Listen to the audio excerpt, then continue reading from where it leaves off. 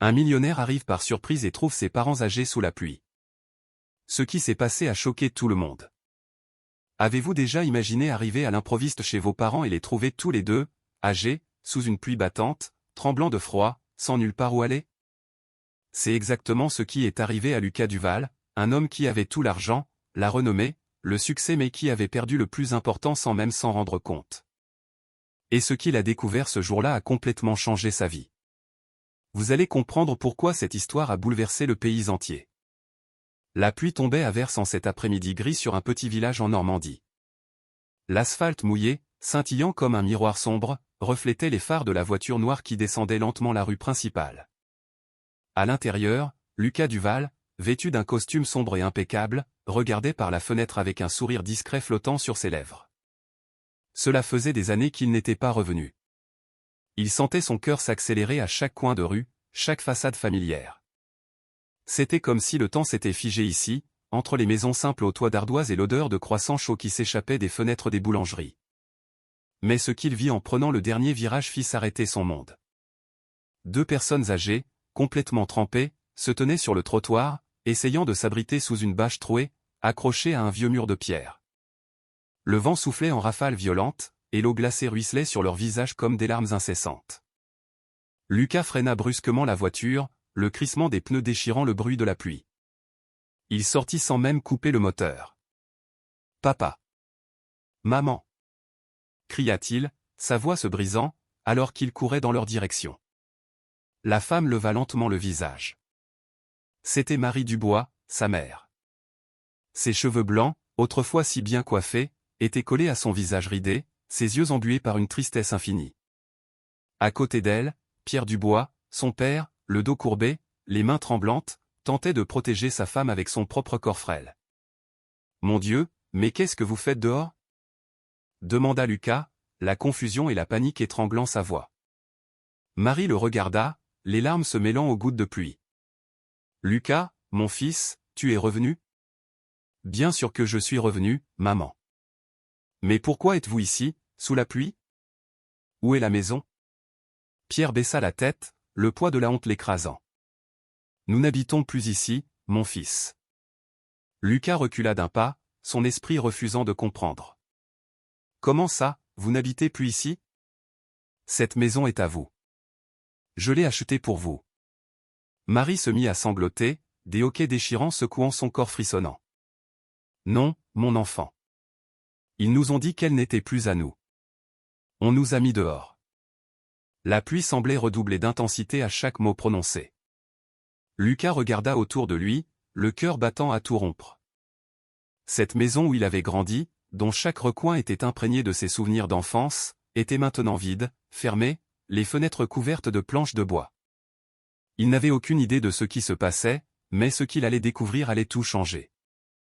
Avant de devenir l'homme en costume, propriétaire d'entreprise et au volant d'une voiture de luxe, Lucas Duval n'était qu'un garçon aux pieds nus, courant dans les rues de terre de son village normand.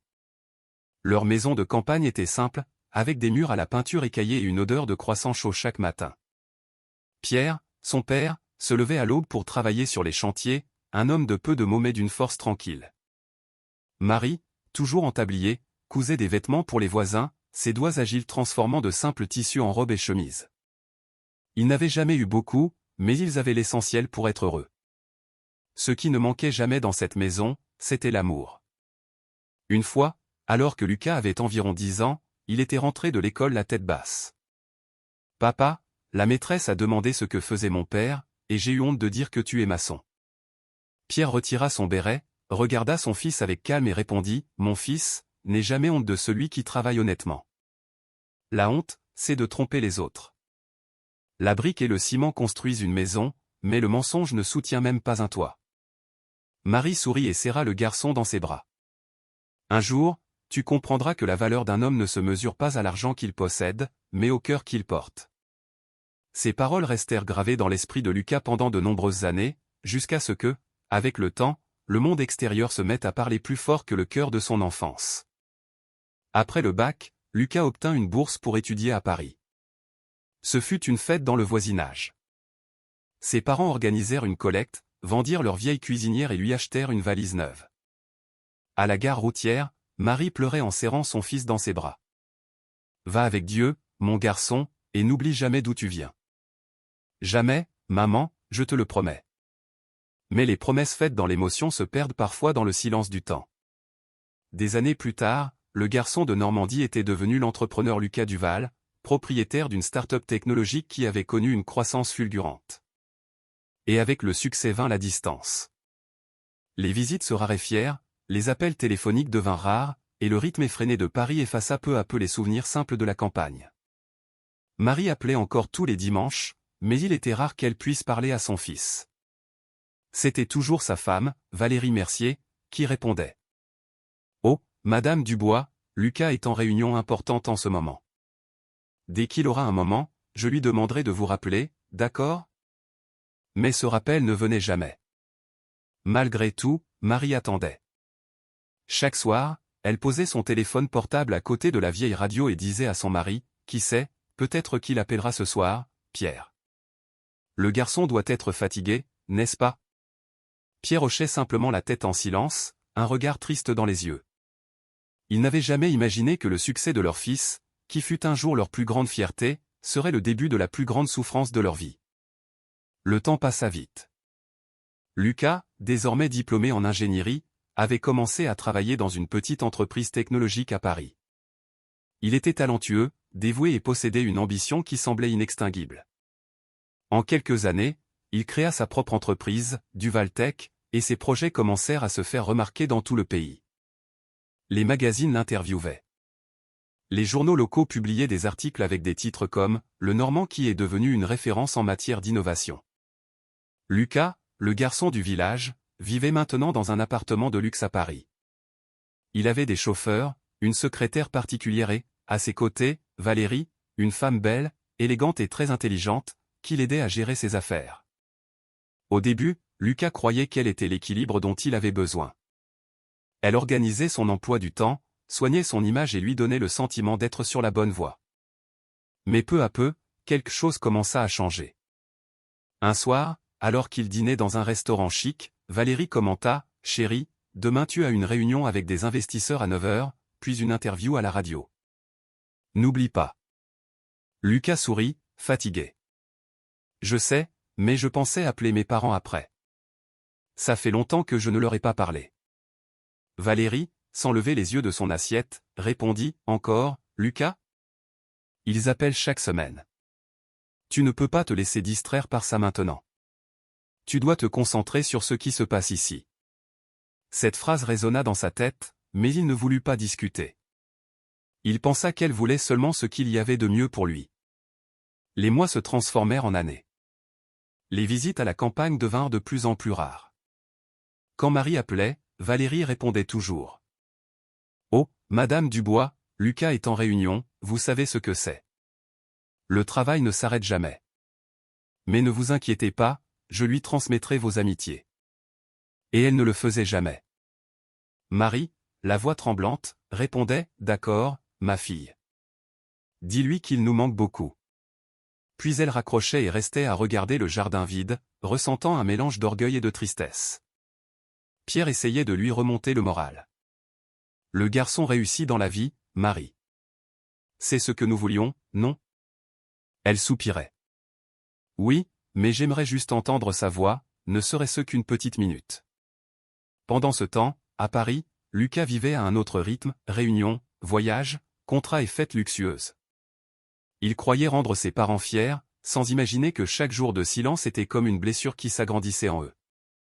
Un week-end, Valérie suggéra quelque chose qui allait tout changer. « Lucas, je pense que tes parents n'ont plus besoin de cette vieille maison de campagne en Normandie. On pourrait la vendre, tu sais, investir l'argent dans autre chose. » Il hésita. « Mais cette maison est le symbole de tout ce que je suis. C'est là que j'ai grandi, Valérie. » Elle eut un sourire froid. « Tu as grandi, chérie. Maintenant, tu dois penser comme un homme d'affaires. » Et sans s'en rendre compte, Lucas commença à s'éloigner non seulement de son village, mais aussi de qui il était.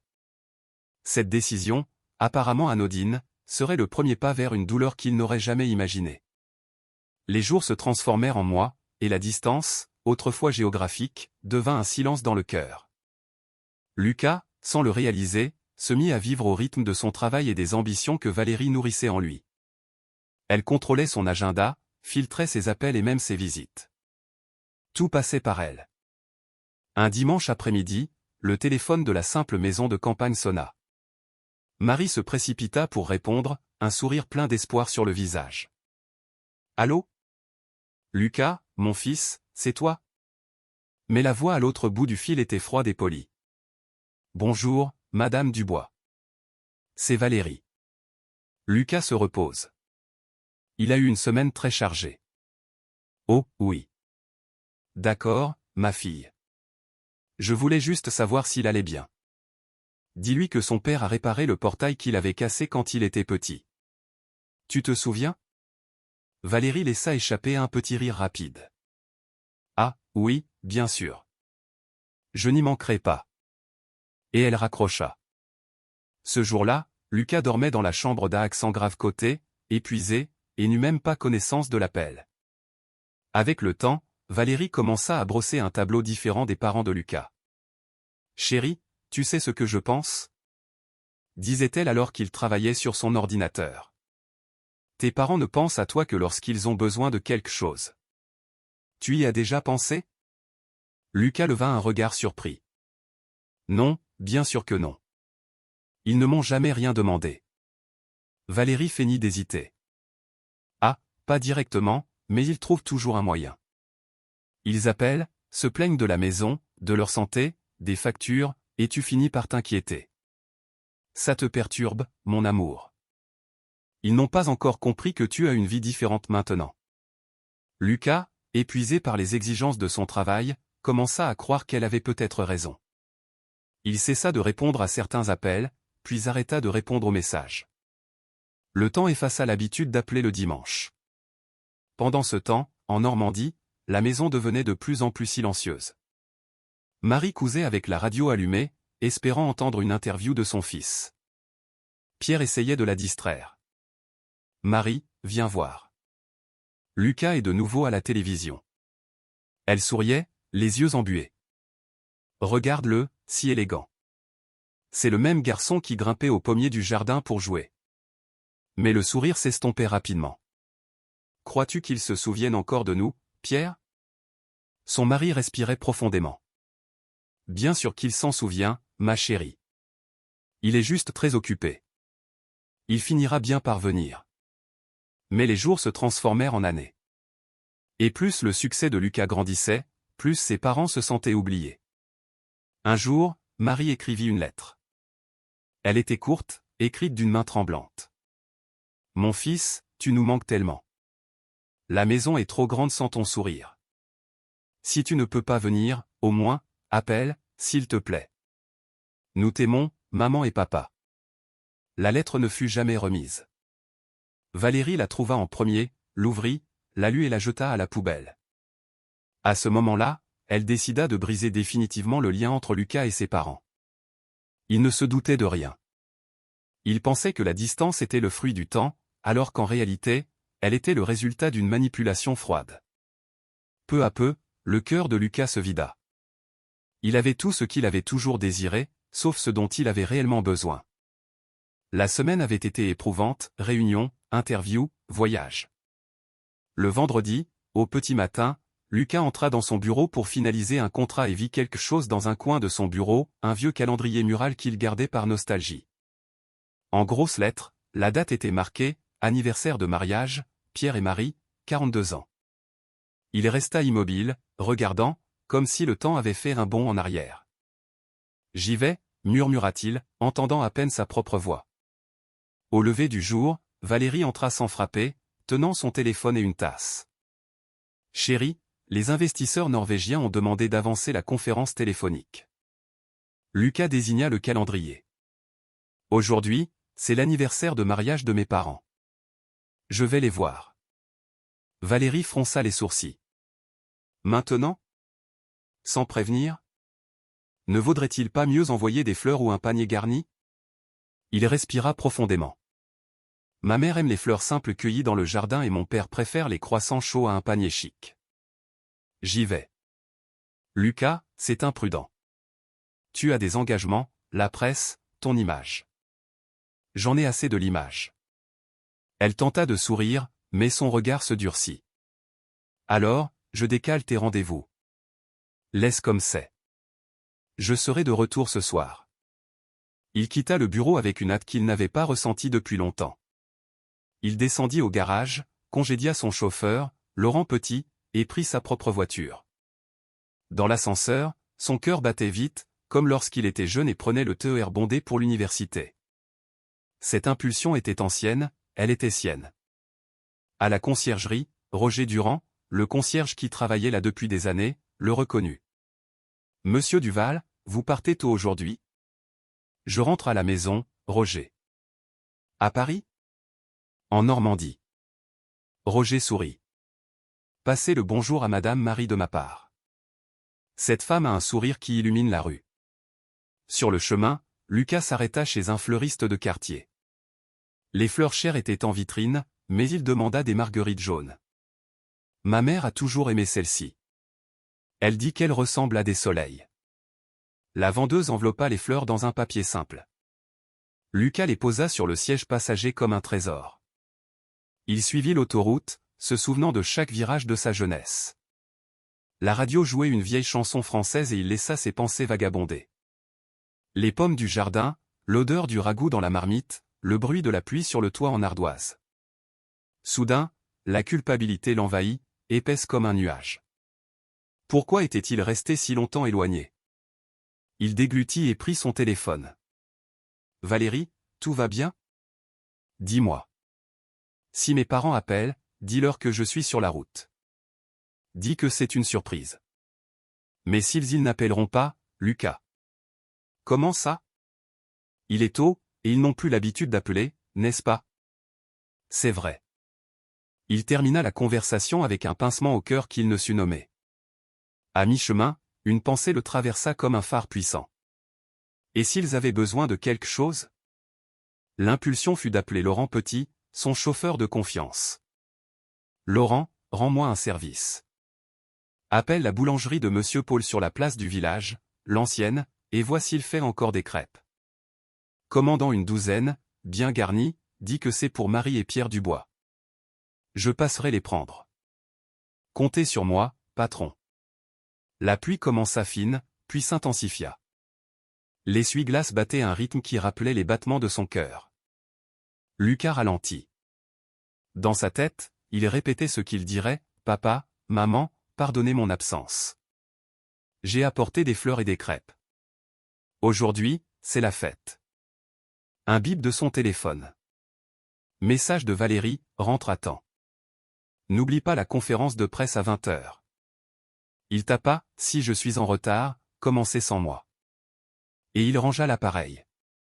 Il voulait arriver léger, comme quelqu'un qui retourne à son port d'attache. Près d'Évreux, le ciel s'assombrit. Il s'arrêta à une aire de repos, commanda 2 croissants et un café noir.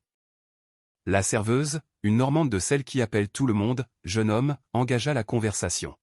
« Où allez-vous avec cette pluie, jeune homme ? » « Voir mes parents, dans leur village. »« Ah, c'est une bonne chose. La maison de ses parents, c'est notre vraie maison. » Lucas sourit avec les yeux. C'est vrai. De retour sur la route, les souvenirs défilèrent comme un film, le jour où Marie avait cousu son premier costume pour sa remise de diplôme, le regard fier de Pierre, debout au fond de l'amphithéâtre, applaudissant bruyamment, sans honte de pleurer. Un instant, il envia le garçon qu'il avait été, celui qui savait exactement ce qui comptait. Au milieu du trajet, l'essuie-glace se bloqua une seconde. Lucas gara la voiture et respira profondément. Sur le siège passager, les marguerites étaient encore vives, jaunes comme un soleil obstiné par temps couvert. Il ajusta l'emballage comme pour s'excuser d'un retard de plusieurs années. « J'arrive, maman. »« J'arrive, papa, » dit-il à voix basse, comme une prière. Alors qu'il reprenait la route, Valérie appela de nouveau. « Lucas, je révise ton agenda. Il vaut mieux prévenir tes parents que tu ne pourras pas rester longtemps. »« Valérie, aujourd'hui, je resterai le temps qu'il faudra. Tu es trop émotif. Et tu oublies que je suis un fils. » Silence sur la ligne. Puis sa voix devint sèche. « Fais comme tu veux. Il raccrocha sans culpabilité. C'était la première décision entièrement sienne depuis longtemps. Des heures plus tard, le panneau apparut au bord de la route, « Bienvenue à Nom du village ». Le cœur de Lucas battit plus fort, comme s'il reconnaissait le chemin. La pluie s'intensifia, le ciel s'alourdit, mais il sentit quelque chose de bon naître en lui. Une sorte d'espoir qui n'existe que lorsqu'on rentre chez soi. Dans le rétroviseur, la grande ville devint petite. Devant lui, les rues simples, l'odeur de la terre mouillée, le souvenir du portail qui grinçait. Lucas entra lentement par l'avenue principale, avec les fleurs sur le siège et une demande de pardon prête sur le bout de la langue. Il ne le savait pas encore, mais ce retour ne serait pas seulement une surprise. Ce serait le début d'une vérité qui allait le blesser profondément et changer sa vie pour toujours. Lorsque la voiture de Lucas passa le panneau d'entrée du village, son cœur se serra. La fine pluie qui l'avait accompagné sur la route se transforma en bruine, juste assez pour imprégner l'air de cette odeur de terre mouillée dont il se souvenait de son enfance. Les rues semblaient plus étroites, les arbres plus bas, mais le sentiment était le même. Revenir ici, c'était comme recevoir une vieille étreinte. Il ralentit sur l'avenue principale. À gauche, l'église du village où il avait fait sa première communion. À droite, le petit terrain où il avait appris à taper dans un ballon avec ses amis. Le temps passe, mais certaines choses semblent nous attendre. Lucas se gara devant la boulangerie de Monsieur Paul, la même que toujours, avec son enseigne un peu de travers et sa vitrine embuée par la chaleur du four. En entrant, il fut accueilli par l'arôme des croissants sortant tout juste du four. Monsieur Paul, en tablier blanc et avec des yeux bienveillants, leva la tête et afficha un large sourire. « Tiens, si ce n'est pas le Lucas de chez Pierre. Je pensais que tu nous avais oubliés, mon garçon. » Lucas rit, un peu gêné, et lui tendit la main. « Non, Monsieur Paul. Je me suis juste un peu perdu en chemin. Vous avez préparé les crêpes? Ah, les voilà. Bien garnies, avec la confiture que ta mère aime tant. Merci. C'est leur anniversaire de mariage aujourd'hui. Je voulais leur faire une surprise. » Madame Simone, la femme de Monsieur Paul, apparut de l'arrière-boutique avec un torchon sur l'épaule. « Allez, dépêche-toi, petit. Une pluie comme ça refroidit les personnes âgées. Et fais un bisou à Marie de ma part. Ça fait longtemps que je ne l'ai pas vue par ici. » La phrase resta en suspens.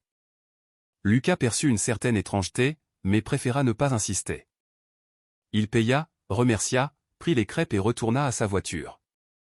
Sur le siège passager, les marguerites jaunes et la boîte de crêpes.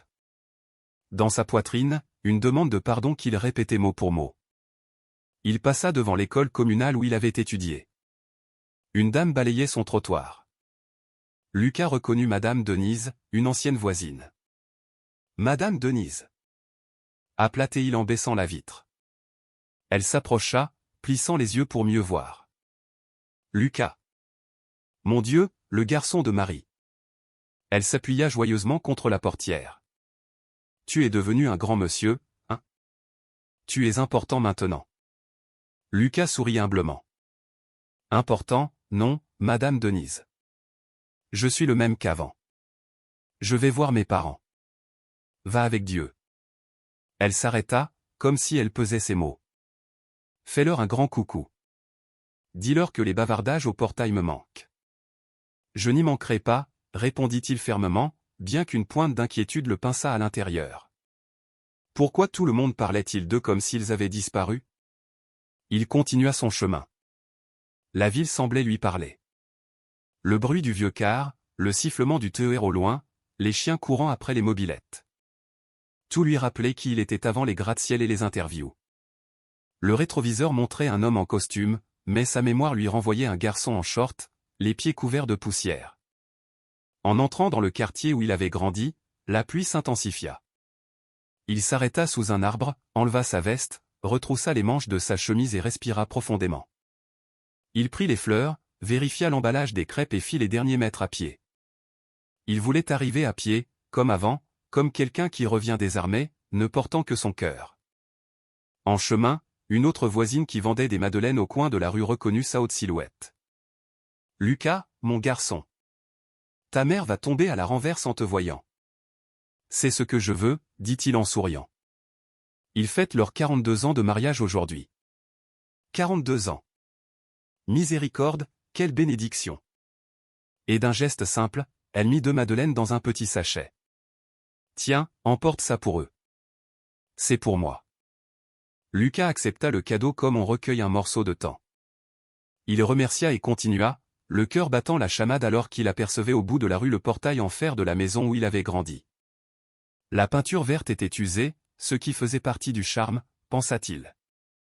Et le grand pommier du jardin inclinait ses branches par-dessus le mur, comme pour regarder la rue. Il s'arrêta sur le trottoir d'en face, abritant les fleurs sous sa chemise pour ne pas les mouiller. Son cœur battait fort. Il imagina la scène, Marie ouvrant la porte, la main sur la bouche, ce rire qui menace de se transformer en larmes. Pierre ajustant sa chemise, feignant la gravité pour cacher son émotion. Il s'assiérait à table, couperait les crêpes, et il dirait « Désolé, j'ai mis du temps, mais je suis de retour. » Il fit 2 pas et remarqua un détail. Le cadenas du portail n'était pas le même, plus neuf, brillant. Il fronça les sourcils mais ne voulut pas s'alarmer. Il posa le doigt sur le fer froid. Le métal lui renvoya un frisson qui remonta le long de son bras. « Papa. Maman. » appela-t-il de l'extérieur, essayant de voir à travers une fente. Le jardin semblait trop bien rangé, presque dépourvu des objets habituels, le petit banc en bois, la bassine en aluminium, l'étendoir à linge. Il secoua la tête, amusé par sa propre nervosité. « C'est sûrement la pluie qui me trouble la vue, pensa-t-il. Il se tourna vers la rue et remarqua un homme debout sous l'auvent de la maison du coin, observant avec curiosité. Lucas lui fit un signe de la main. « Bonjour. Je suis Lucas, le fils de Marie et Pierre Dubois. » Ah. L'homme se gratta la nuque, gêné. « Je suis Léo Bernard.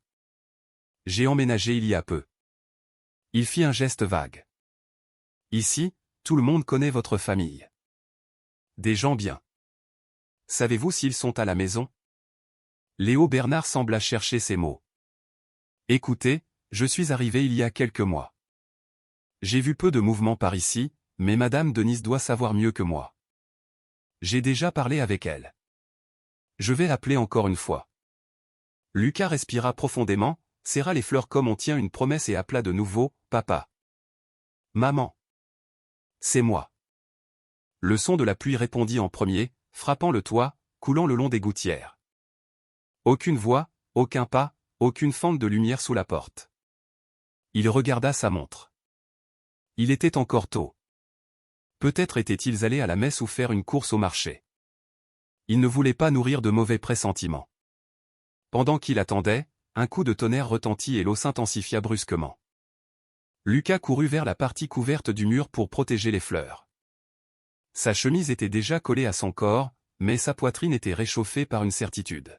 « Aujourd'hui, je ne pars pas sans vous voir. » Dans sa poche, son téléphone vibra. Message de Valérie. « Si tu décides de rentrer, préviens-moi 30 minutes à l'avance. La presse est déjà prête. » Il verrouilla l'écran. La ville, la maison, la pluie, tout lui disait que sa vie ne tenait dans aucune conférence de presse ce jour-là. Il décida de faire un tour du pâté de maison, comme il le faisait enfant, pour voir s'il rencontrait un ancien voisin. Les crêpes exhalaient une douce odeur qui se mélangeait à celle de l'eau et de la terre. Les marguerites, têtues, continuaient de briller d'un jaune éclatant, même sous la bruine. À chaque pas, son cœur répétait des souvenirs. L'espoir lui serrait la main et le guidait vers le coin de rue qui le séparait de son passé. Quand il tourna enfin de nouveau dans la rue de la maison, la tempête éclata pour de bon, un rideau d'eau trouble. Lucas pressa le pas, ses chaussures éclaboussant les flaques, et pensa à voix haute, comme pour appeler la chance, « Maman, attends-moi. Papa, j'arrive. » Il s'approcha du portail une fois de plus. Il ne le savait pas encore, mais il ne lui restait qu'un pas pour franchir la ligne qui sépare le bon souvenir de ce qui va faire mal. Et pour révéler ce que la ville silencieuse semblait essayer de lui dire depuis son arrivée. Le ciel s'effondra d'un seul coup, comme si toute la ville pleurait. Lucas serra les fleurs contre sa poitrine pour les protéger et retourna au portail. Le cadenas neuf brillait sous l'eau. Il essaya la sonnette, frappa du poing sur le bois.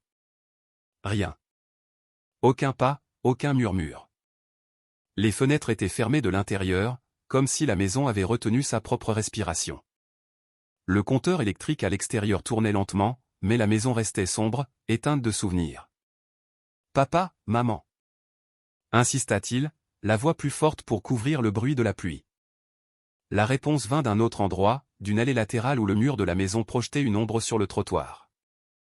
Un morceau de bâche déchiré tremblait au vent, attaché par de vieux fils de fer. Dessous, 2 corps recroquevillés tentaient d'échapper au froid qui s'infiltrait de toutes parts. Lucas courut, son cœur se transformant en un marteau dans sa poitrine. « Papa !»« Maman !» La femme leva lentement le visage, les cheveux blancs collés à son front, ce regard que Lucas connaissait depuis son enfance. « Lucas, mon fils !» La voix de Marie sortit faible, comme si elle économisait ses forces depuis longtemps. À côté, Pierre tira la bâche en arrière, essayant de faire de la place pour son fils. Ses mains tremblaient. On ne savait si c'était de froid ou de honte. « Viens ici, mon garçon. » La pluie est cinglante, dit-il, essayant de conserver la dignité qu'il avait toujours eue. Lucas s'agenouilla dans la flaque, sans s'en soucier, enleva sa veste et la posa sur les épaules de Marie. Puis, il ouvrit l'emballage et montra les marguerites jaunes. « Maman, j'ai apporté des fleurs et des crêpes de chez Monsieur Paul. » Ses yeux brillèrent un instant avant de se remplir d'eau. « Tu t'es souvenu ?» murmura-t-elle. « Je me suis souvenu de tout, » répondit Lucas, ravalant ses larmes. « Allons à la voiture, il y a le chauffage. Vous allez vous sécher. On parlera calmement. » Pierre tenta de se lever, mais perdit l'équilibre. Lucas soutint son père fermement. « Doucement, papa. Je suis là. » Ils marchèrent tous les 3 jusqu'à la voiture. Lucas ouvrit la portière arrière, recouvrit la banquette de sa propre veste, alluma l'air chaud, prit une couverture du coffre, souvenir d'un vieux voyage, et la plaça sur leurs jambes. La vitre s'embua rapidement. Dehors, la tempête créait un monde gris. Dedans, leur respiration formait un abri. « Tiens, maman. » Lucas offrit les crêpes, ouvrant l'emballage. « Mange un morceau, c'est tout frais. » « Tout à l'heure, » dit-elle à voix basse. « Calme-toi d'abord, mon fils. Tu es tout pâle. Je serai pâle si vous ne me dites pas que vous allez bien. » Il les regarda, cherchant des réponses sur leur visage fatigué. Marie posa sa main sur la sienne, une petite main chaude, façonnée par une vie de couture. « On va s'arranger, Lucas. » Pierre se racla la gorge, le regard fuyant. « Cette pluie me fait mal aux os, mais ça passe. » Ça a toujours passé. Lucas regarda la maison silencieuse dans le rétroviseur. Le cadenas neuf semblait se moquer de lui. Il ouvrit la portière du conducteur, retourna sur le trottoir et essaya de regarder par les fentes. Seulement le vide. Aucun portrait au mur, aucune serviette sur l'étendoir, aucun signe de vie. Il retourna à la voiture, essayant de contenir son angoisse. « Pourquoi étiez-vous dehors? Qu'est-ce qui s'est passé ici ?» Pierre respira profondément, les mâchoires serrées, comme quelqu'un qui porte un lourd fardeau seul depuis longtemps. « On en parlera plus tard, mon fils. Laisse d'abord ta mère se réchauffer les mains. »« Non, Pierre, » l'interrompit Marie avec une douce fermeté. « Lucas mérite de savoir. Mais pas maintenant.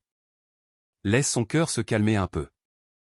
C'est beaucoup de route, beaucoup de pluie. » Lucas agrippa le volant, hésitant entre retourner frapper au portail ou démarrer la voiture et emmener ses parents loin d'ici. Il choisit ce qu'un fils choisit quand il ne sait par où commencer. Prendre soin. « Allons dans une auberge de campagne, » dit-il, décidé. « Vous prendrez une douche chaude, mettrez des vêtements secs, mangerez un potage chaud. Ensuite, on reviendra ici si nécessaire. Je ne vous laisse pas sous cette pluie une minute de plus. » Pas besoin de dépenser, Lucas, tenta Pierre en relevant le menton. On va s'arranger. Dépenser quoi, papa? L'argent sert à ça, à protéger ceux qu'on aime. Marie essuya ses yeux avec le coin de la couverture. Tu parles comme quand tu étais petit, quand tu défendais tes petits camarades à l'école. Et je suis toujours le même, répondit-il avec un bref sourire qui lui fit mal. Je suis juste en retard. Il mit le contact. La voiture glissa lentement dans la rue et Lucas regarda dans le rétroviseur. La maison resta derrière, immobile, avec un cadenas brillant là où il y avait autrefois une porte ouverte. Les marguerites sur les genoux de Marie étaient le seul soleil de cette fin d'après-midi. « Maman, papa » commença-t-il, choisissant ses mots comme on marche sur un sol inondé. « Aujourd'hui, c'est votre anniversaire. Je voulais une fête, mais je vous promets, on va comprendre tout ça ensemble. Je ne quitte pas ce village sans avoir résolu ce problème. » Personne ne répondit. Seules les mains ridées de Marie serrant les siennes et le regard silencieux de Pierre, qui s'autorisa enfin à appuyer sa tête contre le siège et à fermer les yeux un instant. Dehors, la pluie ne donnait aucun répit. Dedans, un nouveau silence s'installa, de ceux qui précèdent les vérités qui changent les destins. Et Lucas sentit que, tout comme la tempête, ce qui allait arriver serait lourd, plus lourd qu'il ne l'imaginait. Mais cette fois, il n'allait pas fuir. Il était revenu pour rester. Dans la simple auberge de campagne près de la place, Lucas aida ses parents à se sécher. Il donna à sa mère un sweatshirt acheté à la réception et à son père un manteau oublié dans le coffre d'un vieux voyage. Un potage chaud arriva fumant, redonnant un peu de couleur à leur visage pâle. « Ça va mieux, maman » demanda Lucas, ajustant la couverture sur ses épaules. « Mieux, mon fils » répondit Marie, forçant un sourire. « La chaleur réchauffe même le cœur. » Pierre resta silencieux, les yeux baissés. « Papa, qu'est-il arrivé à notre maison » insista Lucas, doucement, comme quelqu'un qui craint la réponse. Pierre respira profondément. « On ira voir après. Il vaut mieux que tu voies de tes propres yeux. » Quand la pluie cessa, ils y retournèrent. Le quartier semblait le même, mais la maison non. Le cadenas neuf brillait comme une sentence. Lucas appela le nom de ses parents une autre fois, par habitude, et la maison répondit par le silence. De l'autre côté de la rue, une voiture argentée s'arrêta. Un homme d'âge moyen en descendit, une mallette en cuir à la main, son costume froissé. Il s'approcha avec l'air de quelqu'un qui connaît le terrain. « Bonjour. Vous êtes Monsieur Duval » ? « Oui. »« Qui êtes-vous » ? »« Nicolas Lefebvre, de l'agence immobilière Demeure d'aujourd'hui. Je gère cette maison. Je peux vous aider » ? Lucas soutint son regard. « Oui. Cette maison appartient à mes parents. Pourquoi avez-vous changé le cadenas ? Pourquoi était-il dans la rue sous la pluie » ? Nicolas Lefebvre se racla la gorge, mal à l'aise. Il regarda les personnes âgées, puis sa mallette.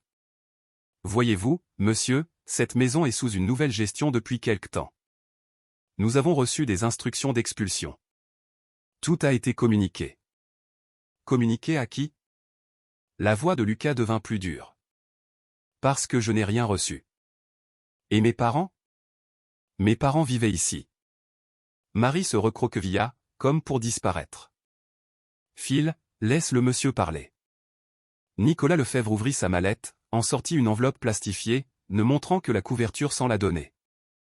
Il y a un avis d'expulsion à l'amiable et une notification extrajudiciaire.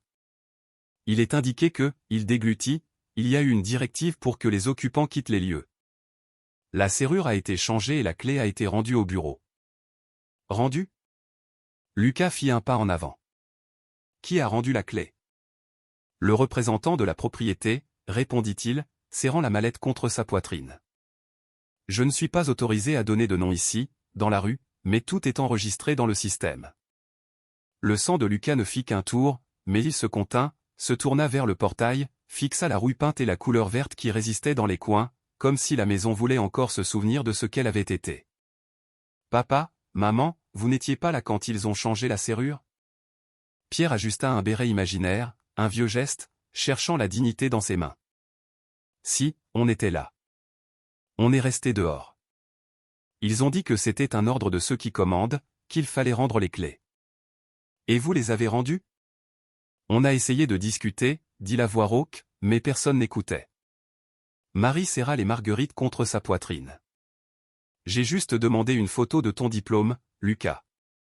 J'ai dit qu'ils pouvaient prendre le reste, mais je voulais cette photo. Et ils l'ont laissée ? Voulut-il savoir, la gorge sèche. Pas sur le moment, ses yeux brillèrent. Plus tard, une jeune femme de la rue de l'église a trouvé le cadre dans une boîte sur le trottoir et me l'a apporté. Il est fissuré, mais je l'ai gardé. Nicolas Lefebvre tenta de clore le sujet. Écoutez, je n'aime pas discuter dans la rue. Si vous voulez, demain matin, vous passez au bureau. On verra comment récupérer les biens qui ont été saisis. Ils sont dans un entrepôt de l'agence immobilière. Bien saisis? Répéta Lucas, incrédule. Vous êtes en train de me dire que vous avez jeté la vie de mes parents dans un entrepôt? L'administrateur recula d'un demi-pas. Monsieur, je suis des ordres. Je ne décide pas, j'exécute. Lucas avança de 2 pas et se retrouva face au cadenas. Il passa la main sur le fer, comme pour transférer un peu de chaleur à ce qui avait été arraché à froid. La mémoire lui ramena le son du portail quand il était enfant, le grincement qui annonçait « Je suis rentré » et l'image de sa mère apparaissant à la fenêtre, son père derrière disant « Ferme la porte, il va y avoir un courant d'air ». Le présent lui renvoyait un silence verrouillé. « Maman » dit-il sans quitter le cadenas des yeux. « Depuis combien de temps n'êtes-vous pas entré ici ?» Marie baissa les yeux. 2 mois. Le mot tomba entre eux comme une pierre dans une flaque d'eau, propageant des ondes. Lucas porta la main à sa bouche. 2 mois. 2 mois de pluie et de soleil. 2 mois de portes verrouillées. 2 mois loin de la cuisinière, du lit, des portraits. 2 mois qu'il n'avait pas vu parce qu'il était occupé à être quelqu'un loin d'ici. Et pendant ces 2 mois, il se racla la gorge, essayant de rester debout. Où avez-vous dormi? Pierre fixa la rue vide. Où on pouvait, mon fils. Sous le porche de l'église pendant un temps. Puis sous l'auvent d'un voisin quand il faisait sec. Quand il pleuvait, on venait ici. La bâche aidait un peu. Et personne du village, les gens sont bons, dit le vieil homme. Ils apportaient du potage, une couverture. Mais chacun a ses propres combats, n'est-ce pas? Personne ne peut mener ceux des autres tous les jours. Nicolas Lefebvre consulta sa montre, inquiet. Je dois y aller. Je suis vraiment désolé. Demain, 9 h, bureau de demeure d'aujourd'hui, sur la rue de la mairie. Apportez une pièce d'identité. Il regarda Lucas. Vous, monsieur, vous devriez pouvoir régler ça rapidement ici. Les choses avancent vite. Il s'éloigna, s'excusant, et monta dans sa voiture. Le moteur avala la rue avec un bref rugissement. Lucas resta immobile, la main toujours sur le fer froid. Ses parents sous l'auvent, protégeant comme ils le pouvaient les fleurs et les crêpes. Le monde s'était rétréci pour tenir dans la largeur de ce portail. « Papa, maman, dit-il enfin, demain matin, j'irai à ce bureau. Plus personne ne touchera à votre vie sans me parler. » Marie hocha la tête et une larme têtue s'échappa, se perdant sur son visage déjà mouillé. « D'accord, mon fils. Que Dieu t'entende. » Pierre posa simplement sa main sur l'épaule de son fils, un geste petit et entier, comme pour dire « Je suis là ». La pluie recommença à tomber, fine, insistante. Lucas respira profondément, s'essuya le visage et reconduisit ses parents à la voiture. Tandis que le moteur chauffait, il regarda une dernière fois le cadenas, qui n'était pas seulement du métal et une clé, mais un message. Et cette fois, il n'allait pas faire semblant de ne pas l'avoir entendu. « Demain, on ouvrira ça, dit-il, calme et ferme, de la bonne manière. » Et il partit, emportant sur ses genoux les marguerites jaunes et dans sa poitrine le choc qui avait enfin réveillé tout ce qui s'était endormi en lui. À l'auberge, après une douche chaude, Marie, en peignoir épais, était assise au bord du lit. Pierre séchait ses chaussures avec le sèche-cheveux prêté par la réceptionniste, comme pour rendre sa dignité au cuir usé. Lucas posa les crêpes sur la petite table, les marguerites dans un verre d'eau et tira une chaise. Il devait écouter, il devait comprendre. « Maman, papa, racontez-moi depuis le début, demanda-t-il à voix basse, sans rien omettre. Marie échangea un regard avec son mari. Il hocha lentement la tête. Elle respira profondément. Ça a commencé un mardi matin, dit-elle. Un jeune homme est arrivé avec des papiers, disant que c'était un ordre d'expulsion. Il parlait bien, avec des mots qu'on ne comprend pas. Il a dit que le propriétaire demandait la restitution du bien. On lui a dit que le propriétaire, c'était toi, mon fils, compléta Pierre, essayant de garder son calme. Le jeune homme a répondu que sur le papier, ce n'était pas à ton nom, mais au nom de ta responsable. Lucas serra les poings, mais ne l'interrompit pas. il devait laisser venir. J'ai demandé si on pouvait attendre la fin du mois pour organiser nos affaires, continua Marie. Il a dit que le délai était déjà écoulé, qu'on avait été prévenu. J'ai dit que je n'avais reçu aucune lettre. Ils ont tout pris en photo, ajouta Pierre. Ils ont fait une liste comme pour un inventaire. Ils ont emmené nos affaires dans un entrepôt. Ils ont dit que c'était pour les préserver. J'ai demandé à garder la machine à coudre de ta mère. Le jeune homme a dit qu'il fallait une autorisation. Lucas se passa la main sur le visage. Et vous avez essayé de m'appeler? On a essayé, dit Marie avec une voix d'excuse, mais l'appel n'aboutissait jamais ou tombait sur une messagerie. Une jeune femme répondait et disait que tu étais occupé. J'ai insisté, j'ai demandé que tu me rappelles, j'ai attendu tous les jours. Et puis on a renoncé à déranger. J'ai pensé aller à Paris, raconta Pierre. Mais le billet et ma douleur au genou. On est resté ici, en espérant une solution. Chaque jour, quelqu'un disait « Revenez demain au bureau ». Marie ouvrit alors son petit sac, en sortit une enveloppe froissée. De l'intérieur, elle tira deux choses, une image pieuse et une vieille photo fissurée de la remise de diplôme de Lucas. Quand ils ont emporté les cartons, cette photo est restée par terre, le verre brisé. Le jeune homme allait la piétiner sans la voir. Chloé Martin, la jeune de la rue de l'église, l'a ramassée tout de suite. « Gardez-la, Marie, un jour votre garçon reviendra. » Je l'ai gardée. Elle sourit faiblement. Je l'ai gardée comme on garde son souffle. Lucas prit la photo avec précaution, comme s'il craignait de blesser le passé. Il reconnut le regard de son père au fond de l'amphithéâtre, fier. Il reconnut sa mère au premier rang, pleurant et riant en même temps. L'image fissurée semblait une métaphore parfaite de ce qu'ils étaient devenus. « Où avez-vous dormi cette première nuit » demanda-t-il presque dans un murmure.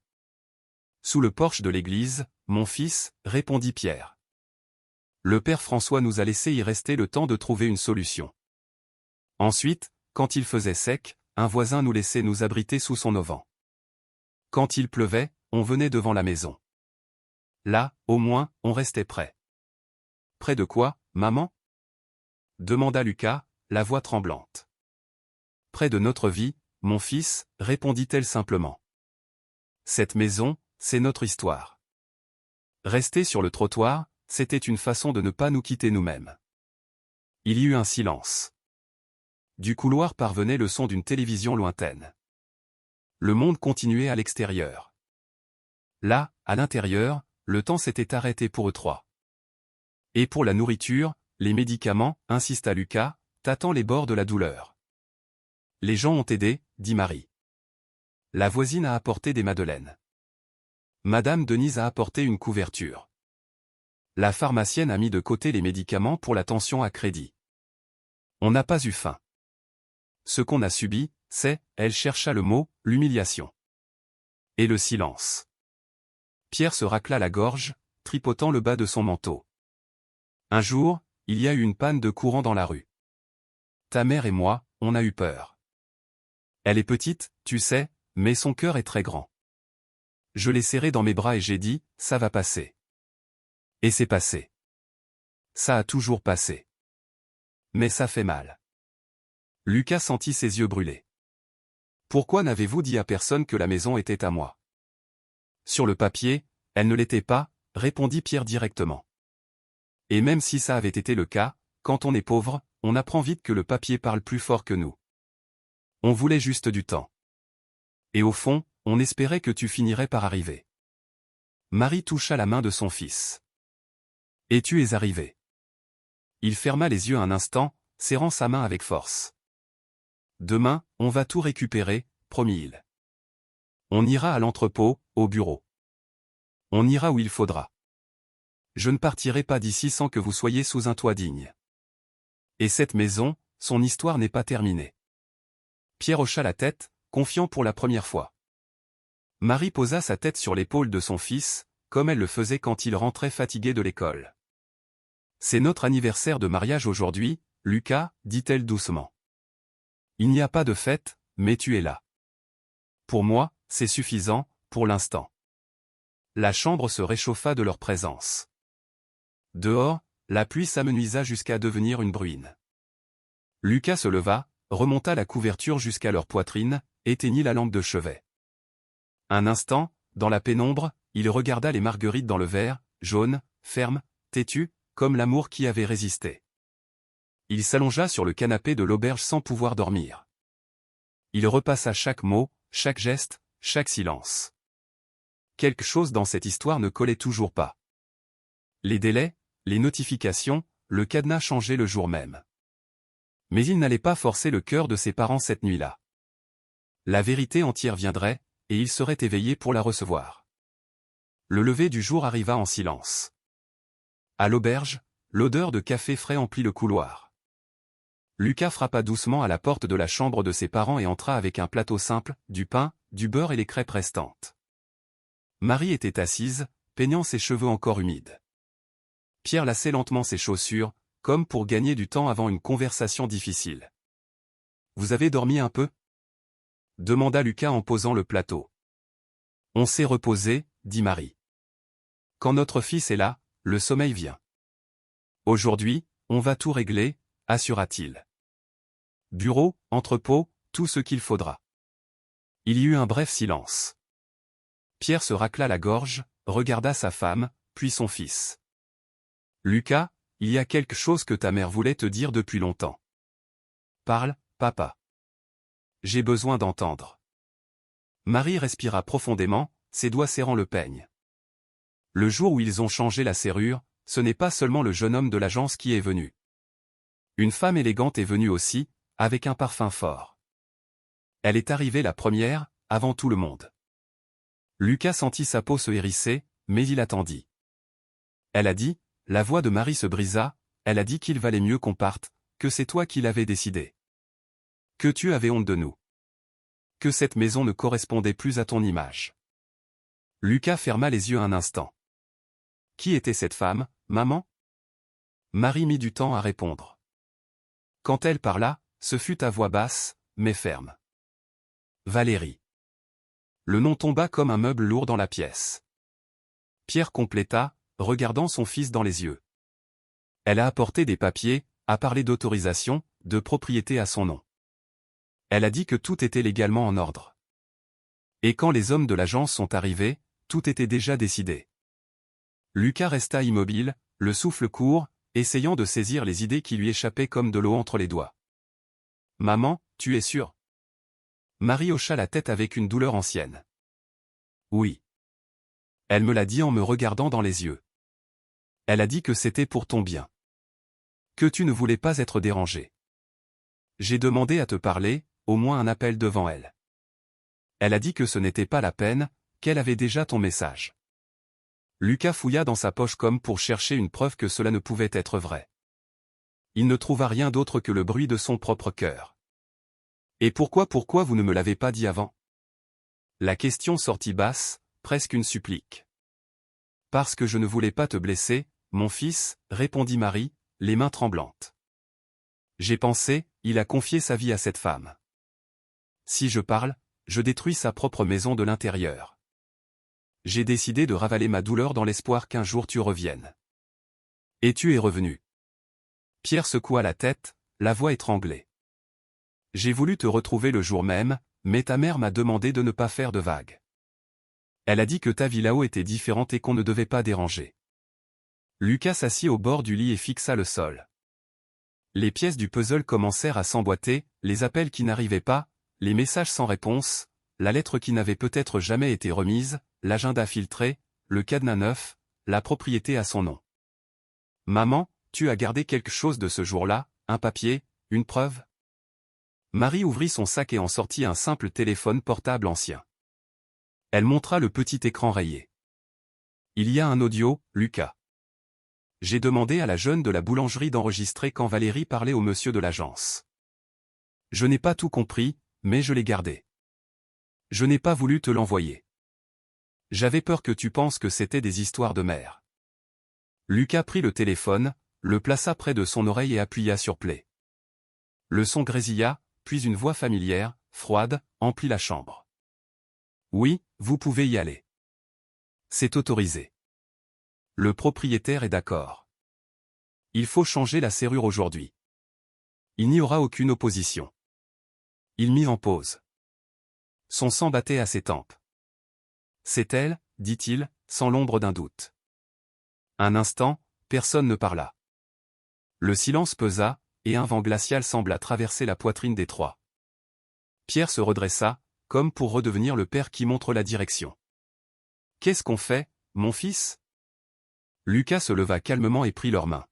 « Maintenant, on met la vérité sur la table. Aujourd'hui même, on va à l'agence récupérer tout ce qui est à nous et voir ses papiers. Ensuite, je retourne à Paris et je vais parler à Valérie. Les yeux dans les yeux. Ne te dispute pas, mon fils, demanda Marie, un réflexe de celle qui a toujours choisi la paix. Je ne vais pas me disputer, maman. Je vais lui dire qui je suis. Et je vais me souvenir de celui que j'avais oublié d'être. Il respira profondément, ajusta sa veste sur le dossier de la chaise et regarda les marguerites dans le verre, toujours jaunes, toujours fermes. Vous me faites confiance ? Depuis le jour de ta naissance, répondit Marie sans hésiter. Alors, venez avec moi. Ils sortirent ensemble. Le couloir de l'auberge semblait plus lumineux que la veille. Dans la rue, la ville suivait son rythme, mais quelque chose avait changé. Il y avait maintenant un fil visible, reliant le cœur de Lucas à la vérité qu'il devait affronter. Sans détour, sans bruit. En s'approchant de la voiture, Pierre posa la main sur l'épaule de son fils. « Je ne veux pas de vengeance, Lucas. Je veux du respect. Et c'est ce que vous aurez, papa. Le respect, la dignité, un toit et votre vie. » Lucas ouvrit les portières, aida ses parents à monter et, avant de démarrer, regarda une dernière fois l'auberge, la rue, la ville qu'il avait façonnée. Il était prêt. Il y avait de la douleur, oui, mais il y avait un cap. La voiture démarra. Devant, le virage menant au centre, plus loin l'agence immobilière, et ensuite Paris. La conversation qu'il reportait depuis des années, avec sa femme et avec lui-même, allait enfin avoir lieu. Le lendemain matin, Lucas emmena ses parents à l'agence immobilière Demeure d'aujourd'hui. L'enseigne vieillotte contrastait avec la salle d'un blanc aveuglant. Derrière le comptoir, Nicolas Lefebvre ajusta ses lunettes en les voyant entrer. « Nous sommes de retour, » dit Lucas fermement. « Je veux tous les papiers de la maison, le procès-verbal d'expulsion, la liste des biens et l'adresse de l'entrepôt. Maintenant. » Nicolas Lefebvre tenta son discours habituel, mais comprit que ce serait inutile. « Une minute, s'il vous plaît. » Il disparut derrière une porte et revint avec un dossier cartonné. Sur la première page, en lettres claires, figurait le nom de Valérie Mercier comme propriétaire. Il y avait aussi une autorisation par email pour le changement de serrure et l'enlèvement organisé des biens. La signature électronique portait son nom. En dessous, une autre feuille, la liste des objets saisis. Machine à coudre, malle de vêtements, casserole, vieille radio, portrait. L'entrepôt est à la sortie de la ville, expliqua Nicolas Lefebvre, en montrant un plan. Nous pouvons le libérer aujourd'hui en votre présence. Lucas lut tout, sans sauter une ligne, puis montra le simple téléphone de sa mère. Ici, il y a un audio de Valérie autorisant le changement. Vous allez joindre ça au dossier et noter que mes parents n'ont jamais été d'accord. Oui, monsieur, répondit Nicolas Lefebvre, abattu. Je suis désolé. À l'entrepôt, l'odeur de poussière et de fer rouillé les accueillit. Un employé ouvrit une grille et poussa un grand conteneur vers l'avant. À l'intérieur, la machine à coudre de Marie, emballée à la hâte avec un pied tordu, la malle cabossée, des assiettes enveloppées dans du papier journal, une couverture à l'odeur de naphtaline, une radio avec du ruban adhésif sur le haut-parleur. Marie caressa la machine comme pour lui demander pardon. « Ma compagne de tant d'années, » murmura-t-elle. « Elle retournera à la maison, maman, » dit Lucas. « Je te le promets. » Les signatures apposées, les biens récupérés, Lucas ramena ses parents à l'auberge. Il acheta des vêtements neufs, des médicaments, laissa de l'argent à la gérante avec une instruction claire, il reste ici, bien traité, jusqu'à ce que j'organise tout. Je reviens ce soir. Pierre le retint par le bras avant qu'il ne parte. N'aie pas besoin de crier, mon fils. Dis juste la vérité. C'est ce que je vais faire. La route vers Paris sembla plus courte. Lucas conduisit sans musique, concentré. Dans sa tête, des phrases simples et directes. Dans sa poche, les copies des papiers. Dans sa poitrine, le visage de sa mère sous la pluie et le silence de son père retenant sa honte comme on retient un toit. Quand il arriva à l'appartement, la porte était entr'ouverte. Dans le salon, Valérie discutait avec une assistante. Il y avait des coupes sur la table et des dossiers ouverts avec les notes de la conférence de presse. « J'ai besoin du salon », dit Lucas fermement. L'assistante comprit le message et sortit. Valérie appuya ses mains sur le dossier du canapé, son sourire entraîné. « Chérie, quelle bonne chose que tu sois de retour. La presse t'attend à 20h. J'ai préparé un script pour toi. Tu as fait changer la serrure de la maison de mes parents, la coupa-t-il sans élever la voix. Son sourire ne disparut pas tout de suite, il se déplaça simplement. J'ai géré un problème. Tu sais ce qu'il en est de ton image. Ils appelaient tout le temps, se montraient sans prévenir. La maison était à mon nom, par protection, tu te souviens? Et j'ai décidé d'accélérer ce que tu n'avais pas le courage de faire. Lucas fit un pas. Ses yeux n'exprimaient pas une colère incontrôlée, mais de la clarté. Accélérer, c'est expulser 2 personnes âgées de la maison où elles ont élevé leur fils? Protéger son image, c'est changer un cadenas sous la pluie? Ce n'est pas de la gestion, Valérie. C'est de la cruauté. Elle croisa les bras, tendus. Tu es trop émotif. Tu n'étais pas là quand il mettait la pression. Tout était légal. J'ai consulté un avocat. J'ai une autorisation. As-tu mon consentement? Demanda Lucas lentement. Tu m'as donné une procuration pour régler les questions patrimoniales. Une procuration n'est pas un sauf-conduit pour humilier mes parents. Valérie respira profondément, changea de ton. Lucas, réveille-toi. Tu es un homme public. Ton histoire de pauvreté est utile dans les discours, mais pas au quotidien. Ils amenaient l'odeur de la campagne dans ta vie de conseil d'administration et d'investisseur. J'ai dégagé le chemin pour que tu puisses grandir. C'est moi qui te mets en couverture des magazines, qui défend les contrats, qui ferme les portes avant qu'on ne te voie faible. Faible est celui qui a besoin d'écraser des gens simples pour se sentir grand, répondit-il. Et petit est celui qui confond succès et expulsion. Elle tenta une autre approche. Écoute, je comprends ton émotion. On va faire appel à un service d'aide, leur louer quelque chose de discret, payer un soignant. On fera une note officielle disant que c'était un malentendu. En 2 semaines, personne ne s'en souviendra. Lucas ouvrit le dossier sur la table et étala les documents, l'autorisation avec sa signature, la liste des biens, les photos de l'entrepôt. Il sortit alors le téléphone de sa mère et lança l'audio. La voix de Valérie envahit le salon. Oui, vous pouvez y aller. C'est autorisé.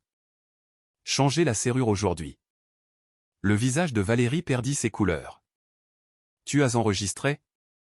Ma mère a enregistré. Pour se protéger de toi. Il y eut une seconde de silence dur. Puis elle lâcha le dossier du canapé et parla bas, mais sans s'excuser. J'ai fait ce que tu voulais sans l'assumer. J'ai retiré de ton chemin ce qui te ralentissait. Mes parents me ralentissent? Lucas désigna sa poitrine. Ils m'ont fait. Ils m'ont amené jusqu'ici. Ils te retenaient dans le passé, rétorqua Valérie. Lucas se redressa, comme s'il retrouvait son axe. À partir d'aujourd'hui, tout pouvoir que tu as sur ma famille est terminé. Tu vas remettre la maison à mon nom, tu vas assumer par écrit que tu as agi sans mon autorisation et tu vas payer chaque dommage causé, moral, matériel, émotionnel. Si tu ne le fais pas, j'irai en justice et j'emporterai ça avec moi. Il désigna l'audio. Parce qu'ici, Valérie, celui qui est faible, c'est celui qui ne peut soutenir son propre regard. Elle se mordit la lèvre, respira brièvement. Tu vas m'exposer? Demanda-t-il presque dans un murmure. Tu vas tout jeter? Je vais ramasser ce que tu as essayé de jeter. Mes parents, mon histoire, mon nom. Le reste, les contrats, les couvertures, l'agenda, je le reconstruirai. Ce que je ne reconstruis pas, c'est la dignité après avoir trahi ceux qui m'ont tout donné. Valérie fit un pas, comme si elle cherchait encore un accord. Alors, qu'est-ce que tu vas faire maintenant? Maintenant, je vais au service juridique de l'entreprise. Aujourd'hui, je mets des avocats là-dessus. Aujourd'hui, je retourne en Normandie. Et aujourd'hui, mes parents dorment sous un toit qui ne les rejette pas. Il prit le dossier, le simple téléphone, la clé de la voiture. Sur le seuil, il tourna le visage une dernière fois. Tu peux garder l'image. Je garde la vérité. Et il sortit, laissant derrière lui l'éclat froid des coupes, les dossiers ouverts et un silence qui semblait plus grand que le salon entier. Dans l'ascenseur, Lucas respira profondément. Il ressentit de la nervosité, oui, mais aussi du soulagement. À partir de cet instant, sa vie avait le bon poids, son cœur la bonne direction. La ville rugissait dehors. Il appuya sur le bouton du rez-de-chaussée et emporta avec lui ce qui comptait, le son de sa mère disant « Mon fils », la poignée de main de son père et la certitude que le combat était enfin au bon endroit. Lorsque la porte de l'ascenseur se referma derrière Lucas, tout son corps se relâcha. Le sang qui semblait bouillir se transforma en une lourde fatigue. Il descendit au garage sans regarder personne. Dans sa voiture garée, il ne mit pas le contact, appuya son front contre le volant et, pour la première fois depuis des années, pleura sans bruit, sans hâte. Il pleura comme on vide une vieille armoire, un vêtement à la fois. La culpabilité, le retard, l'orgueil, le silence. La porte de l'ascenseur s'ouvrit de nouveau. Roger Durand, le concierge, fit 2 pas et s'arrêta, respectant la distance. « Monsieur Duval, vous avez besoin de quelque chose ?» Lucas s'essuya le visage avec le poing, tenta de sourire. « J'ai besoin de route, Roger. Et de courage. » La route, vous l'avez. Le courage, le concierge désigna sa poitrine. « J'ai vu beaucoup d'hommes riches sans. Vous en avez. » Lucas hocha la tête, démarra la voiture et monta au bureau de l'entreprise pour une seule raison, mettre le service juridique en action. La réceptionniste se leva, surprise. Il passa tout droit. « Stéphanie. »« Dans mon bureau, maintenant, s'il vous plaît, » dit-il à l'interphone. Quelques minutes plus tard, Stéphanie Laurent, l'avocate de la société, entra, sérieuse, un bloc-notes à la main. « Lucas, que s'est-il passé ? » J'ai besoin de transférer un bien immobilier à mon nom aujourd'hui et d'engager une procédure contre l'administratrice qui a exécuté une expulsion sans mon consentement. Nous avons des documents, un audio, des emails, une liste de biens, tout. Qui a signé l'autorisation ? Un instant de silence. Valérie. Stéphanie Laurent ne cacha pas sa surprise. Compris. Je m'en occupe tout de suite. Mais, tu vas bien ? Non. Il laissa échapper son souffle. Mais ça ira. Aujourd'hui, je ne m'occupe pas de mon image, je m'occupe de mes parents. L'avocate prit les papiers. Je t'envoie le numéro de dossier aujourd'hui même. Appelle-les. Je suis en route. À la sortie, Lucas retrouva Laurent Petit, son chauffeur, qui l'attendait déjà au téléphone. Patron, la voiture de remplacement est prête. Vous voulez que je conduise ? Je prends la mienne. J'ai besoin de conduire en réfléchissant. Retrouve-moi demain matin en Normandie avec un médecin généraliste. Je veux des examens pour mon père et ma mère. Comptez sur moi. Il traversa le périphérique comme on traverse un tunnel à l'intérieur de soi. La grande ville resta derrière et la route ramena le garçon aux pieds nus. Sur le siège passager, un sac, 2 nouvelles couvertures, des médicaments pour la tension, un pull chaud. Le tableau de bord indiquait la fin de l'après-midi lorsque les collines de Normandie commencèrent à apparaître. Il accéléra un peu, comme pour rattraper le temps. Il arriva à l'auberge à la nuit tombée, frappa doucement et entra. Marie était assise, tricotant lentement. Pierre, avec ses lunettes sur le bout du nez, bricolait une vieille radio qu'ils avaient récupérée de l'entrepôt. « Mon fils, » dit-elle. Et la chambre sembla s'agrandir. Lucas posa le sac sur le lit et s'agenouilla. Il prit les mains de sa mère, puis celles de son père. « Pardonnez-moi pour tout ce que je n'ai pas vu, pour tout ce que j'ai laissé arriver en mon absence. » Pierre respira fermement. On fait des erreurs en essayant de bien faire. Mais il y a des erreurs qui ont besoin d'être réparées. Et je vais réparer, papa. Point par point. Il ouvrit le sac, sortit les couvertures, mit le pull à son père, organisa les médicaments sur la table avec la précision de quelqu'un qui construit une nouvelle vie. Demain matin, médecin, examen complet, sans économie. Et j'ai déjà payé pour plus de temps ici. Personne ne vous sortira de sous un toit. Plus jamais sans me regarder dans les yeux. Marie toucha le visage de son fils, comme pour confirmer que c'était vrai. Tu es différent, Lucas. Je me souviens de qui je suis. Le simple téléphone de l'auberge sonna. La gérante frappa à la porte. Monsieur Duval, un appel pour vous. De Paris. Il prit le combiné. Stéphanie, j'ai le numéro de dossier. J'ai déjà demandé une injonction pour récupérer la possession du bien et j'ai envoyé la notification à l'administratrice. Merci. Lucas, veux-tu que je m'occupe aussi du divorce? Il ferma les yeux une seconde. On en parle demain. Ce soir, je dors ici. Il rendit le téléphone, ferma la porte et, pour la première fois depuis longtemps, s'assit par terre à côté du lit de ses parents. Ils restèrent tous les trois à parler bas, se remémorant des choses simples, le premier uniforme scolaire, l'odeur du ragoût, les pommes. À mesure que les souvenirs revenaient, le poids s'allégeait, pas complètement, pas d'un coup, mais il s'allégeait. Quand le sommeil gagna les vieillards, Lucas resta éveillé, regardant le plafond en bois. Son esprit répétait des images comme des diapositives, le cadenas neuf, la bâche déchirée, c'est autorisé. Au lieu de s'endurcir, son cœur s'adoucit. Il sut que cette douleur n'était pas son ennemi, mais son sol, le bon endroit pour recommencer. Au milieu de la nuit, une fine pluie recommença à frapper la fenêtre. Lucas se leva doucement, ferma le rideau, ajusta la couverture sur ses parents et murmura « Je suis là ». Et il resta, sans hâte d'être un autre, pressé seulement d'être un fils. Le lendemain matin, avant que le soleil ne se fraie un chemin, il était déjà debout, agenda vide, nouvelle priorité. Son téléphone vibra avec des messages de la presse, d'investisseurs, de réunions. Il répondit à tous par 2 mots, plus tard.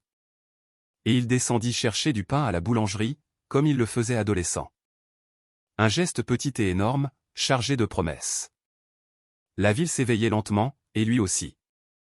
Mais le monde de Lucas n'était plus fait de délais et de chiffres, il était fait de noms, Marie et Pierre. Et d'une certitude, à partir de ce jour, personne ne parlerait à sa place. Le soleil perça timidement à travers les nuages quand Lucas sortit tôt avec ses parents. D'abord, le médecin. Le généraliste mesura la tension, écouta les poumons, demanda des examens, parla directement, sans fioriture. Marie, Pierre, vous êtes fatigués, mais stable. Avec des médicaments et du repos, vous irez bien. Lucas remercia comme on reçoit un cadeau. J'achète tout maintenant. Rien ne manquera, docteur. De là, ils passèrent à la pharmacie, au magasin de vêtements et à une épicerie de quartier. Lucas portait les sacs de provisions comme pour rendre du poids au bras qu'il avait élevé. Pierre insista pour en porter un, fier, je peux encore le faire, mon fils. Je vous laisse le faire, papa, sourit Lucas. Mais pas seul. En milieu de matinée, le téléphone sonna. Stéphanie Laurent. J'ai obtenu l'injonction. La justice a reconnu la vulnérabilité de tes parents. La réintégration de possession est autorisée. Lucas ferma les yeux et laissa l'air sortir lentement. Merci, Stéphanie. Aujourd'hui même, je vais commencer à arranger cette maison. Mais avant le moindre coup de marteau, il prit une autre décision. Il loua dans le même quartier une petite maison de plain-pied, simple, carrelage froid, petite véranda. 3 mois payés d'avance, contrat au nom de sa mère. La clé était attachée à une ficelle avec une petite plaque de métal, maison 3. Maman, papa, pour l'instant, vous dormez ici, au chaud, en sécurité, avec l'odeur du café. Marie serra la clé contre sa poitrine. C'est un miracle, mon fils. Ce n'est pas un miracle, maman. C'est un devoir. L'après-midi, il s'arrêta devant la vieille maison, le trottoir encore humide, le cadenas brillant. Lucas respira fermement. À côté de lui, Nicolas Lefebvre de l'agence, maintenant silencieux, portait une enveloppe avec les papiers et la décision de justice. Faisons les choses bien, dit Lucas. Sans scandale, juste du respect. L'huissier lut le document. Le serrurier changea la serrure en plein jour. Quand la porte s'ouvrit, l'odeur de moisi se mêla à celle du passé. Marie fit 2 pas, mais Lucas la retint avec douceur. Calme-toi. D'abord, l'air et la lumière. Ils gardèrent les fenêtres ouvertes. Pierre posa la main sur le chambranle comme pour saluer un vieil ami. Le bruit de pas dans la rue annonça que le voisinage avait remarqué le mouvement. « C'est aujourd'hui, Pierre, dit la voix de Madame Denise. « C'est aujourd'hui, répondit-il, et le mot sortit plein. Soudain, une autre surprise. Monsieur Paul de la boulangerie apparut avec un sac de croissants. Une autre voisine apporta un plat de poulet riz. Léo Bernard, le nouveau voisin, arriva avec des seaux et des balais. En quelques minutes, une corvée silencieuse s'organisa. Chacun prit un coin, balayant, lavant, suspendant les rideaux, battant les tapis, frottant le carrelage. C'était comme si la maison respirait à nouveau. Il ne fallait pas, dit Lucas, les yeux embués. Si, il le fallait, répondit Madame Denise. Les bonnes personnes ne peuvent pas revenir seules. Marie retrouva l'emplacement de la cuisinière par pur instinct. Elle passa la main sur le comptoir, comme pour chercher un repère dans le noir. Ici, j'ai pétri du pain pendant un hiver qui n'en finissait pas, sourit-elle. J'ai cloué cette étagère là-bas, compléta Pierre en désignant le mur. Elle était de travers. Tu t'es moqué de mon ingénierie, Lucas. C'était mon premier calcul, papa. Il rit avec lui, en pleurant. Quand le nettoyage fut terminé, Lucas demanda la permission et se dirigea vers sa voiture. Il revint avec la malle cabossée de l'entrepôt, la posa au sol dans le salon. Marie l'ouvrit avec soin. À l'intérieur, pliée avec soin, se trouvaient les courtes pointes, une robe bleue, la nappe en dentelle du mariage. Au fond, une vieille enveloppe. Pierre la reconnut immédiatement. J'ai gardé ça quand tu avais 10 ans. Lucas l'ouvrit. Un cahier à lignes, couverture en carton, titre écrit au crayon, les promesses de Lucas. Il lut la première ligne tremblante d'une écriture d'enfant, un jour, j'achèterai une maison pour ma mère et mon père, et il ne pleuvra plus jamais à l'intérieur. La pièce devint silencieuse. Marie porta la main à sa bouche. Pierre retira ses lunettes pour essuyer ses yeux. Lucas sourit à pleines dents, comme il souriait quand il atteignait sa cible dans son enfance. Ça a pris du temps, mais j'ai tenu ma promesse. Cette nuit-là, la vieille maison ne serait pas encore leur abri. La peinture attendrait le lendemain, mais il y avait une table propre, des chaises sèches et des ampoules allumées. Ils retournèrent donc à la petite maison louée, pour dormir paisiblement. Marie insista pour emporter le cahier avec elle. En chemin, la ville semblait différente, les lumières des lampadaires formant une rivière jaune jusqu'au coin de son enfance. En entrant, Lucas alluma le salon, ouvrit la fenêtre sur la nuit sereine et mit les marguerites dans un verre sur la table. « Maman, papa, ce soir on dîne ensemble, demain matin peinture, et après les meubles. Et quand cette maison sera prête, on y retournera comme il se doit, sans hâte, sans peur. » Pierre leva son verre d'eau. « Au toit qui ne rejette pas et au fil qui est revenu. Au sol qui nous reconnaît et à l'amour qui n'est pas passé, » compléta Marie. Avant de dormir, Lucas écrivit un court message à son avocate sur son téléphone, maintenir l'action en justice, tout transférer sans arrangement à l'amiable. Il éteignit l'écran et appuya sa tête contre le mur. Il était épuisé, oui, mais d'une bonne fatigue. La fatigue de celui qui a remis son cœur à sa place. Alors que ses paupières s'alourdissaient, on frappa à la porte. Chloé Martin, la jeune de la rue de l'église, entra timidement avec un nouveau cadre sous le bras. Madame Marie m'a parlé du portrait. Je l'ai arrangé. Lucas y inséra la photo de sa remise de diplôme, sans le verre fissuré. Le portrait reprit vie. Droit, propre, prêt, dit Chloé Martin. Maintenant, la maison sait. Oui, elle sait, répondit Lucas. Demain, elle recommencera à parler. Et ils dormirent tous du sommeil qu'ils méritaient, les parents avec le soulagement, Lucas avec la décision. Ce qu'ils ne savaient pas encore, c'est que le lendemain arriverait une lettre capable de tout bouleverser, sa vie, son avenir, ce qu'il pensait de lui-même. Mais c'était un autre chapitre. Aujourd'hui, la rédemption avait trouvé sa place.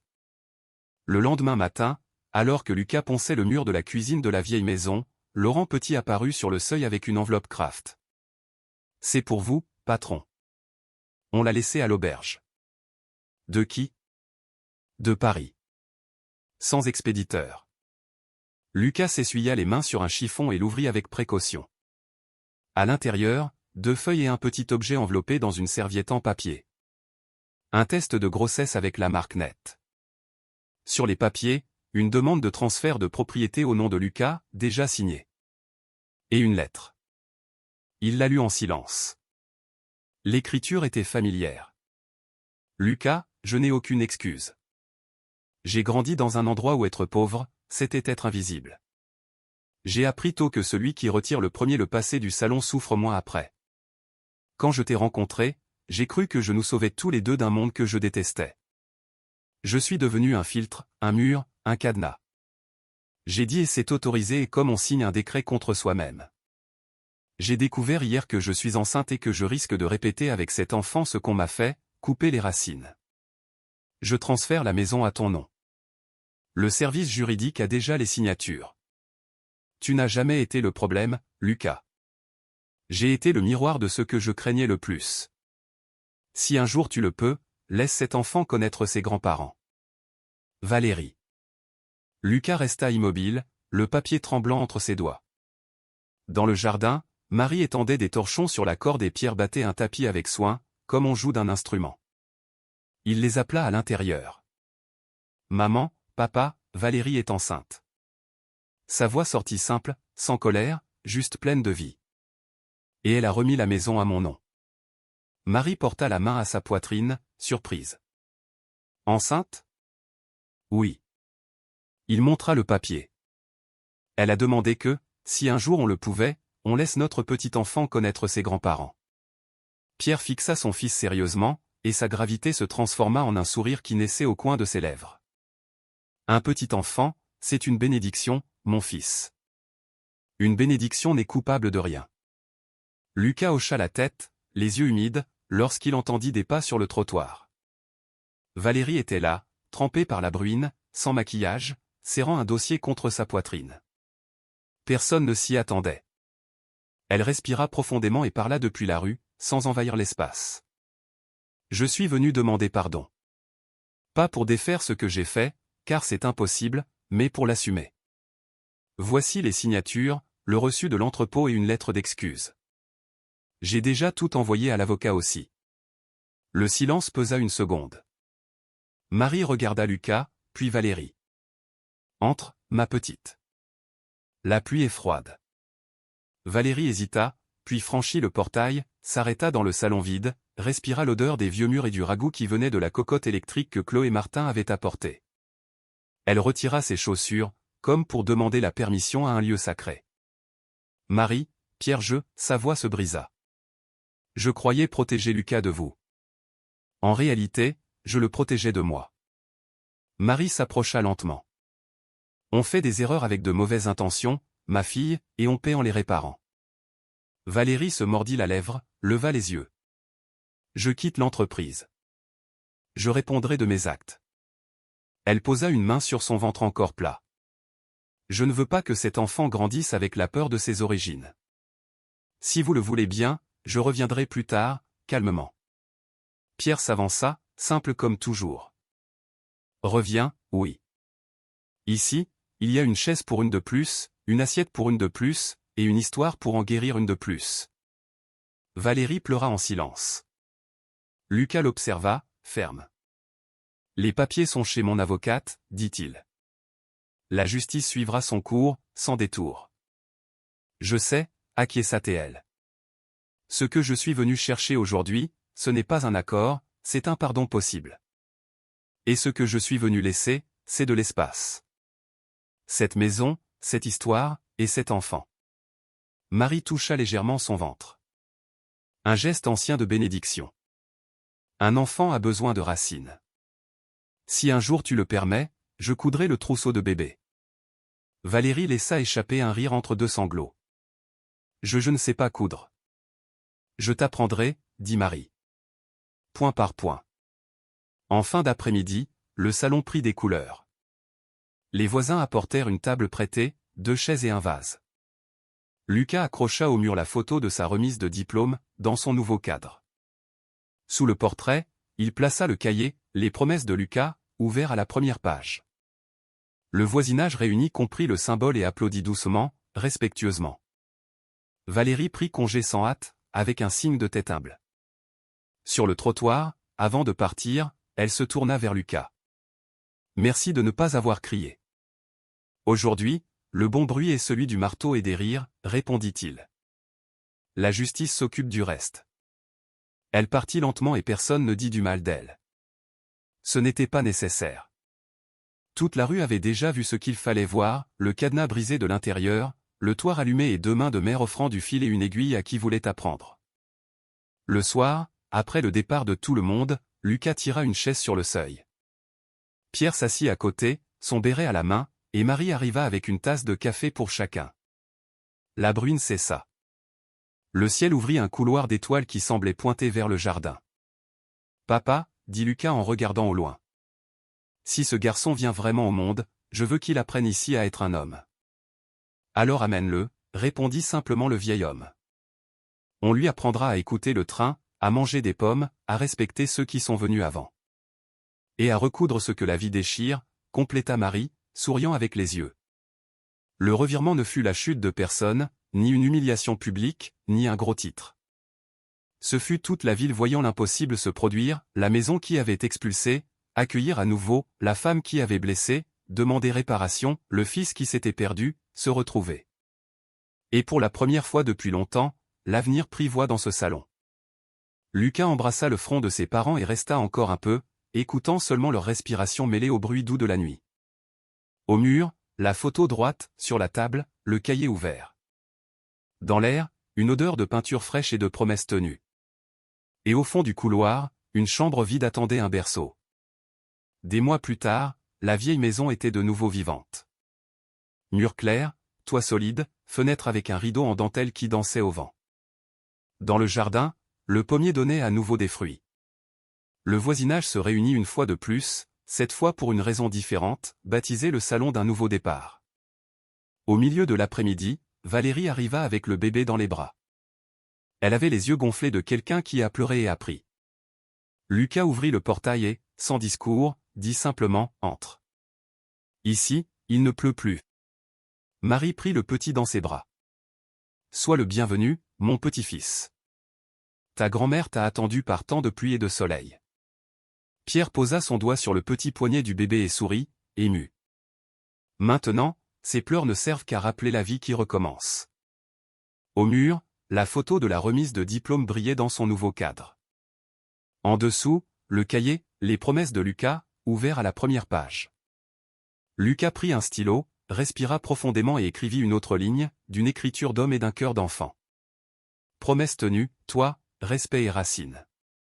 Le lendemain, la ville s'arrêta devant la maison pour écouter une annonce. Lucas, simple, chemise claire et le bébé dans les bras, parla à qui voulait bien l'entendre. À partir d'aujourd'hui naît la Fondation Marie et Pierre, Racine et toi, une maison d'accueil pour les personnes âgées expulsées et les familles sans soutien. Ici, personne ne dormira sur le trottoir. Ici, le respect est la règle. Les applaudissements vinrent, timides d'abord, puis fermes, jusqu'à devenir des applaudissements chaleureux. Madame Denise apporta des croissants chauds. Monsieur Paul promit de fournir le café. Chloé Martin proposa d'enseigner la broderie.